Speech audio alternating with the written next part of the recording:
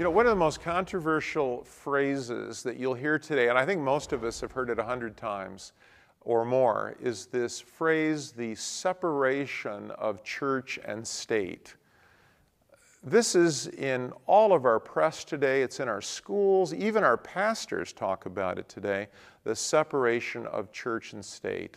And we're all told, of course, that it comes right out of the Constitution, and that's what we're supposed to do, is to respect the separation of church and state. I think most Christians, or Americans in general, are just surprised when they find out that the separation of church and state is not in the Constitution. The language, separation of church and state, does not appear at all. As a matter of fact, the First Amendment to the Constitution of the United States says, Congress shall make no law regarding the establishment of religion or prohibit the free exercise thereof. That's the actual text of the First Amendment. Now, the concept of the separation of church and state actually comes out of a letter from Thomas Jefferson that he wrote to a group of Baptists in Connecticut around the time in which the Constitution was being adopted. And these Baptist folks in Connecticut were very concerned that the state was going to take over the church. Religion is considered as the first object of legislation, and therefore, what religious privileges we enjoy as a minor part of the state, we enjoy as favors granted, and not as inalienable rights. And these favors we receive at the expense of such degrading acknowledgments as are inconsistent with the rights of freemen. It is not to be wondered, therefore, if those who seek power and gain under the pretense of government and religion should reproach their fellow men.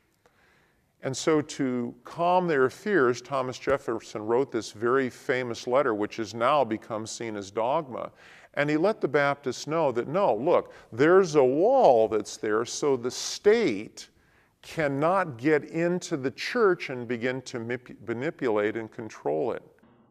Believing with you that religion is a matter which lies solely between man and his God, that he owes account to none other for his faith or his worship, that the legitimate powers of government reach actions only and not opinions, I contemplate with sovereign reverence that act of the whole American people, which declared that their legislature should make no law respecting an establishment of religion or prohibiting the free exercise thereof, thus building a wall of separation between church and state.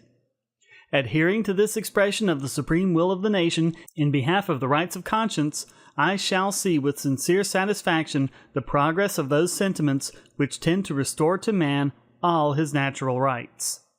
And this wasn't just Jefferson's opinion. James Madison used the phrase in an 1819 letter to Robert Walsh, where he said, "The number, the industry, and the morality of the priesthood and the devotion of the people have been manifestly increased by the total separation of the church from the state."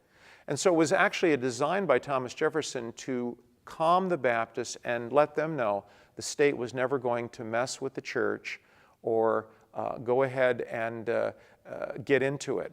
Now, what's happened here after a couple hundred years of history has passed on is just the opposite has happened. Instead of protecting the church from the state, what has happened today in our country is the state is now being protected from the church. And therefore, we have lost our public spirituality and Christianity today by using the Constitution in a way that it was never intended to do. Because remember, in the end, the state always has the guns. The church never does. And so the founding fathers, including Thomas Jefferson, never intended to protect the state from the influence of Christianity or the church. It did, however, intend to protect the church from the state and its coercive power. Donald Trump has been accused of violating this principle of separation of church and state multiple times. Here is one example dealing with Trump's travel ban. Trump's new travel ban into the United States targets Muslims and exempts Christians. As it relates to persecuted Christians, do you see them as kind of a priority here? Yes. You do? Yes, they've been horribly treated. Another example deals with the Johnson Amendment. The Johnson Amendment states all Section 501c3 organizations are absolutely prohibited from directly or indirectly participating in or intervening in any political campaign on behalf of or in opposition to any candidate for elective public office. Violating this prohibition may result in denial or revocation of tax-exempt status and the imposition of certain excise taxes. Among those freedoms is the right to worship according to our own beliefs. That is why I will get rid of and totally destroy the Johnson Amendment and allow our representatives of faith to speak freely and without fear of retribution. I will do that. Remember, freedom of religion is a sacred right, but it is also a right under threat all around us. And the world is under serious, serious threat in so many different ways. And I've never seen it so much and so openly as since I took the position of president. The world is in trouble, but we're going to straighten it out.